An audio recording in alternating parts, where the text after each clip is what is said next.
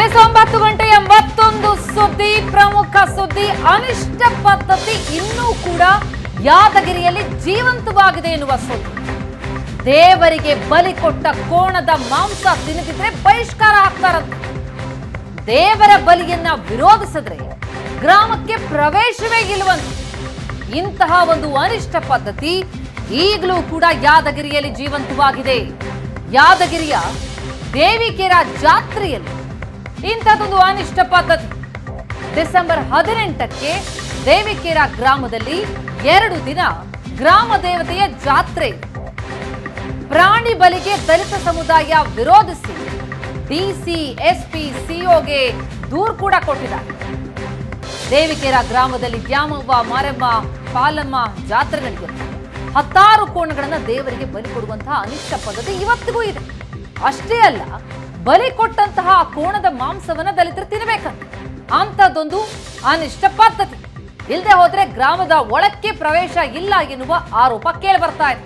ಇನ್ನು ಡಿಎಸ್ಎಸ್ ರಾಜ್ಯ ಸಂಚಾಲಕ ಮಲ್ಲಿಕಾರ್ಜುನ ಕ್ರಾಂತಿ ಡಿಸಿ, ಎಸ್ಪಿಗೆ ದೂರನ್ನ ಕೊಟ್ಟಿದ್ದಾರೆ. ದೇವಿಕೆರ ಗ್ರಾಮ ಸೇರಿ ಹಲವು ಗ್ರಾಮಗಳಲ್ಲಿ ಕೋಣವನ್ನ ಬಲಿ ಕೊಡಲಾಗತ್ತೆ. ಪ್ರಾಣಿ ಬಲಿಗೆ ದಲಿತ ಸಮುದಾಯ ವಿರೋಧ ವ್ಯಕ್ತಪಡಿಸ್ತಾ ಇದೆ. ಅಲ್ಲಿ ಕೆಲವು ಗ್ರಾಮದ ಪ್ರಮುಖರಿಗೆ ತೊಂದರೆ ಆಗ್ಯದ. ಯಾಕಂದ್ರೆ ಭೀಮಶಂಕರ್ ಬಂದು ಒಂದು ಅರ್ಜಿ ಕೊಟ್ಟ, ಸಾಬ್ರೆ ನನಗೆ ಇಂಥ ದಿನ ಹೇಳ್ತಾನ, ದಯಮಾಡಿ ಗ್ರಾಮಕ್ಕೆ ಹೋಗಲಿ ಅಂತೇಳಿ. ಅವ ಇವತ್ತಿನ ನಾಳೆ ಅನಾಹುತ ಮಾಡ್ತಾರೆ ಅಂತೇಳಿ ತಿಳಿದುಕೊಂಡು ನಮ್ಮ ಸಂಘಟನೆ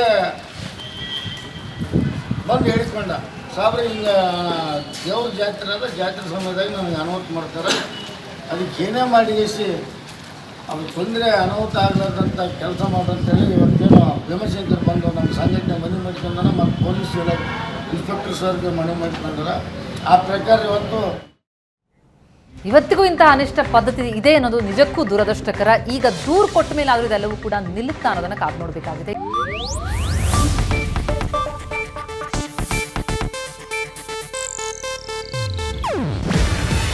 ಇದು ಏಷ್ಯಾನೆಟ್ ನ್ಯೂಸ್ ನೆಟ್ವರ್ಕ್ ಪ್ರಸ್ತುತಿ.